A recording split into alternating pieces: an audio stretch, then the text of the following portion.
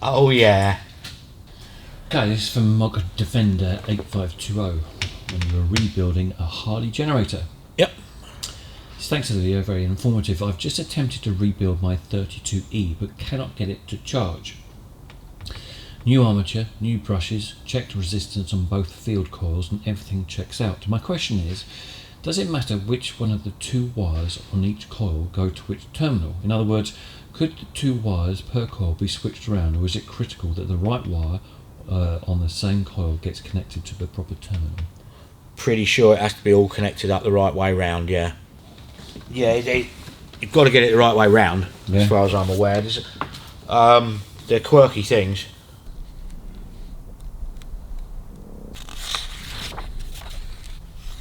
Ah, there you go.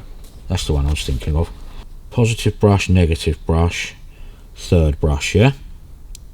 So you have a negative, a positive, and a third brush. Your third brush adjusts your amperage that's putting out, not charge rate so much, but amperage, yeah? Mm-hmm. So as you're looking at the end of it, that's your armature end.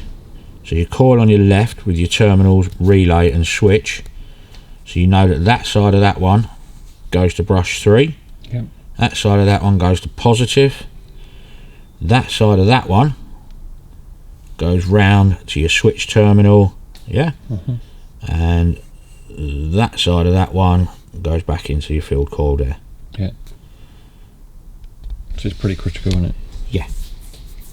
But also remember, it might not be your generator, it might be the relay that's knackered.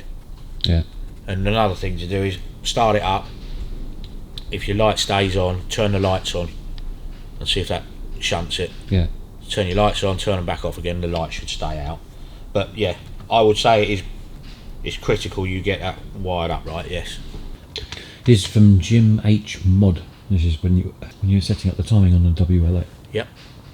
He says, is the line on the flywheel considered the top dead centre mark or the advanced mark? Is the line the only timing mark on the flywheel? FYI, I'm messing with the 1947 Servicar engine that was installed on the motorcycle frame. Yep. So yeah, is that...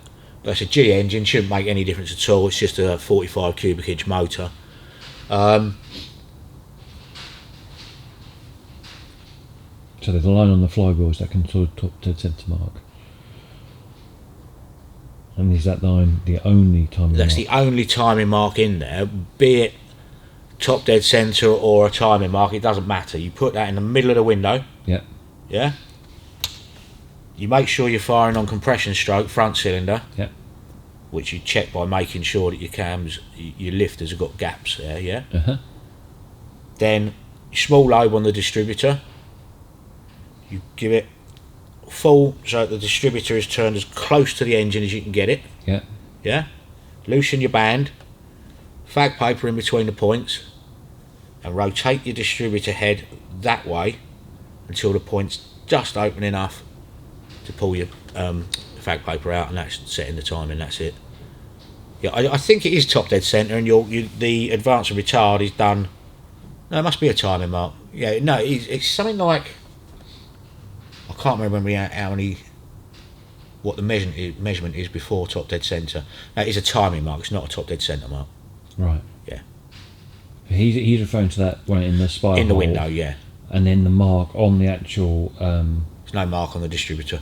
there's normally a factory mark, isn't there, for a time? There is a factory mark, but if they've been in and out after all the years, then nothing lines up with that. Yeah. The only way to do it is, like I say, forwards, get the back wheel off the floor, put it in third gear, take the plugs out, bump it forwards until your line is slap bang in the middle of the hole. If you go past it, don't just wind it back Yeah, go all the way around. to the mark. No, you can wind it back, but come back a long way and then bump it back up again. Oh, okay. So that takes all your slack out, your valve gear and everything. So then, distributor head, Yeah. closest to the engine, small lobe, make sure you're firing front cylinder, loosen your band, fag paper in, turn it. If you have to turn it back to clamp up on the fag paper, and then just turn it anti-clockwise until you can just pull the fag paper out, lock it up, do that on the advance and retard, and check it again. Yeah. It's from Boomer Ass Man when you're doing a brake assessment on a 1950 Pontiac Chieftain Silver Streak. Yep. Quick question before I dig into my 54. Do the start adjusters turn the same way on both sides to tighten or loosen, or are they reversed like the lugs are left to right? Does that make sense? Yep. So another thing, what I do, you can end up with them having left-hand thread ones in one side where they shouldn't be there, right-hand thread ones in the other side where they shouldn't be there. Because they're offset, you've only got a hole in the back of the back plate. Yeah. You can't put it in the wrong way round because your adjuster won't be accessible. Yeah. It can only go in that way, but it can have the wrong threaded side in it. Yeah. So what I do is I put them all together and I physically sit there before the drums go on. I'll get a piece of paper and I'll click it round with a pair of grips, yeah, just to make sure it's coming out. And then I'll write what wheel it is, which way the direction the adjuster goes. Yeah. So you've got it then in your brain. Because if you try and think you're clicking it, and then you run out of clicks, you think, well, that's not the same as the other side. And it could be right, it could be wrong. Yeah. But generally, they should, because one is left-hand thread and one is right-hand thread, they should be both the same way because you're on the opposite side of the car. Yeah. Yeah, does that make sense? But they often just get people just sling them back together with whatever they've got, get it all muddled up, blah blah blah. So just before you put the drum on, sit in front of it, and I just do a circle with an arrow, half a circle with an arrow on it for tight or loose. That's all I do. So you can't, because it is, you sit underneath it and you think, oh, which way was it? And then you go back and check it and you think, oh god, So I just write that down and normally adjust them up till they're rock hard, and then you back them off until you can just move the drum. Okay, this is from Brian Dwyer 9767. Have you ever disposed of or cut off a part of an engine then realised that you actually needed it? Is this where your don't throw it away until it's finished came from?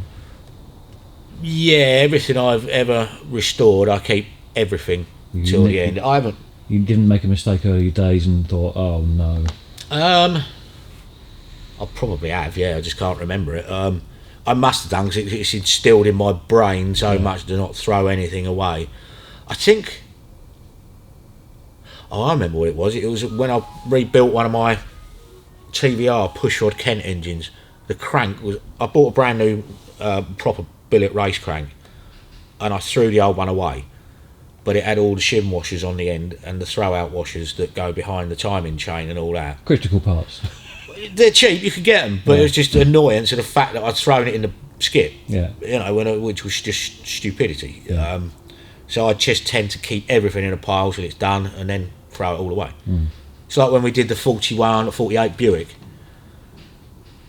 because it was a 41 engine in a 48, all the engine mounts were different. 48 mounts in the middle, 41 mounts on the front off the timing chain plate, but I managed to make all of the engine mounts out the 48 middle ones. So anything you've got for that car you're working on, just keep it until the end, make sure you're happy with the car and then throw it away. Dave Co 1270 says, what are you looking for when you put your hand over the exhaust then smell it? Will you smell gas if it's running rich? Yes, you won't smell petrol. You'll smell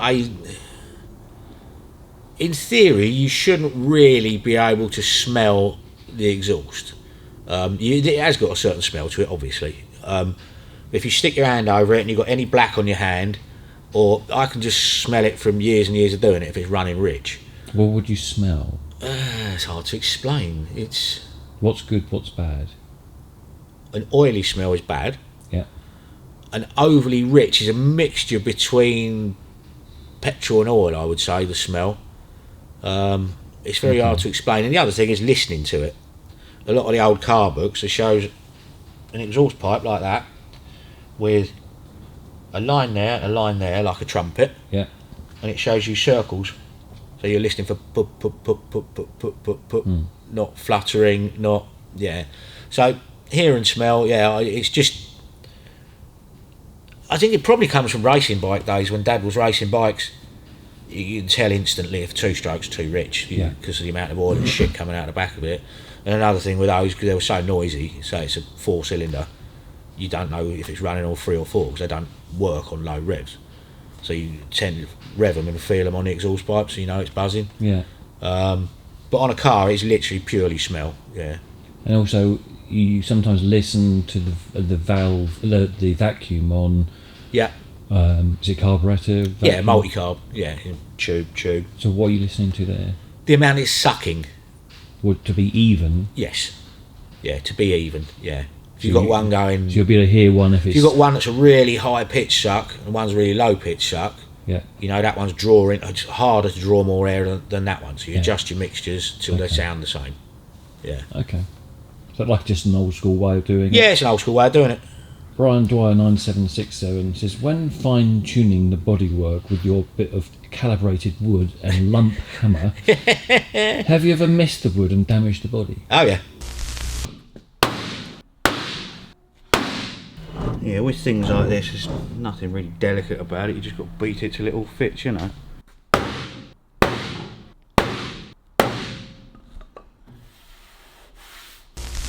I've damaged myself more than the body. Yeah, I see. I've been witness to that. Yeah. Yeah, things go wrong. Anything major, or is it just the odd dink here and apart from smacking myself in the bollocks with a club hammer? No, that hurt. No, not particularly. It happens if you're at the point of hitting it with a lump of 4x2 and a club hammer. Yeah, it really ain't gonna make an awful lot's worth of difference, you know.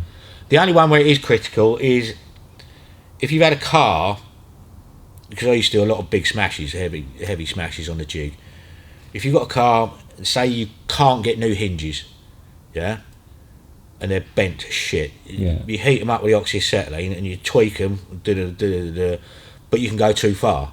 Then you've got to reheat them all again and stuff like that. You can bang it and go, oh shit, I hit it too hard or whatever.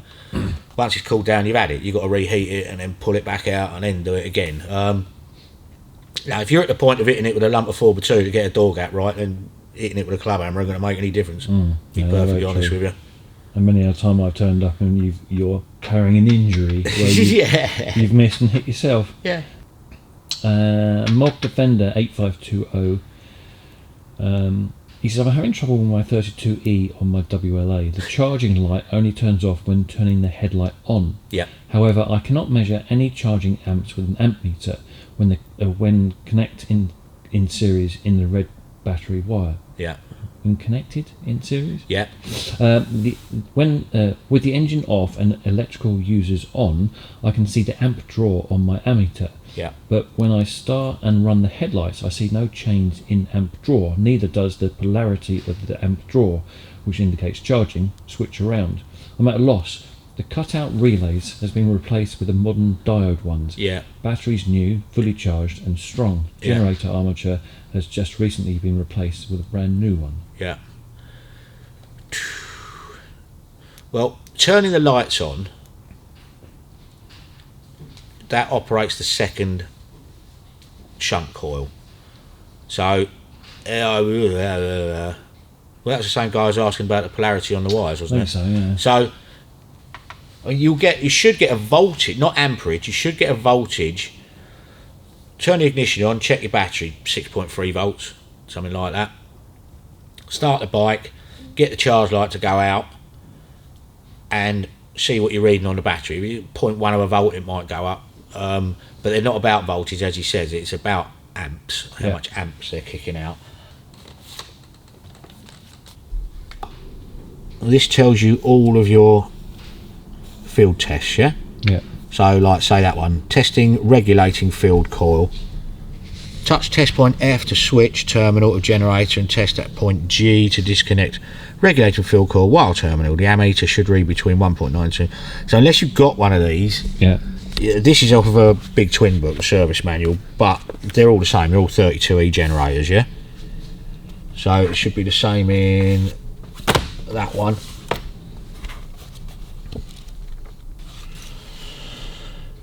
Lighting system, generating system adjustments, field magnetic switch, fits and tolerances, relay adjustment and repair. I've had a load of those solid state regulators that are crap, they don't work. Right. So there is all sorts of different things can go wrong with them, but unless you've got, so you can test and regulate the generator. This gives you all of your tests and everything. Again, going through it all. The 2-brush and 3-brush armatures are different, I know that. Yeah, so you've got loads, I mean crap loads of different tests and stuff, you know. But unless you have got something like that or something like that, Yeah. without, I mean, I'm no electrical genius. I can only go by what it says in here, you know, like testing field coils and brush holders without disassembling the generator when generator fails to charge. There's all your tests to go through.